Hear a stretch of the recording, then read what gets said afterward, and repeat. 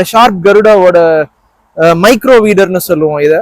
இந்த மெஷின் எங்க யூஸ் பண்ண முடியும் அப்படின்னீங்கன்னா, நீங்க இப்போ ஒரு தோட்டம் வச்சிருக்கீங்க, உங்களோட ரோ கேப் வந்து 1.5 அடி, செடிக்கு 1.5 அடி கேப் இருக்குன்னா அதுக்கு இந்த மெஷின் கரெக்டா சூட் ஆகும். உங்களுக்கு வந்து 1 அடி கேப்ல நிறைய பேர் சில வெஜிடபிள்ஸ் எல்லாம் போடுவீங்க, அதுக்கு வந்து பேபி வீடர் கரெக்டா சூட் ஆகும்.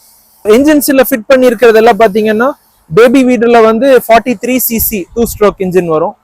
அது வந்து 1.25 HP வரும் பவர்.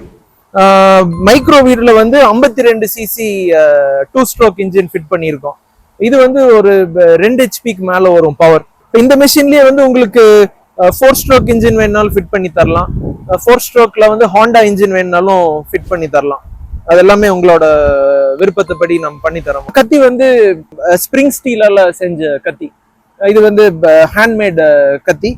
இதுல வந்து போரான் கண்டென்ட் ரொம்ப அதிகமா இருக்கும்.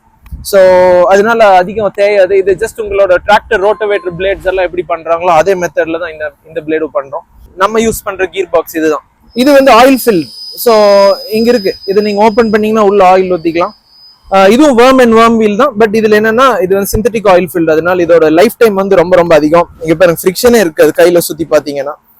ஆக்சிலேட்டர் கொடுத்தீங்கன்னா நீங்க வெறும் ஹேண்டில் மட்டும் பிடிச்சா போதும், கான்ஸ்டன்டா இருக்கும். நீங்க ரெடியூஸ் பண்ணா மட்டும்தான் ஆக்சிலேட்டர் ரெடியூஸ் ஆகும். பட் நீங்க ஒரு தோட்டம் வச்சிருக்கீங்க, அதுல இருந்து நீங்க சம்பாதிக்கிறீங்க அப்படின்னா இந்த மாதிரி மெஷின் போறது தான் பெட்டர். ஏன்னா இதுக்கு உண்டான பார்ட்ஸ்ல இருந்து எல்லாமே இங்க இருக்கு.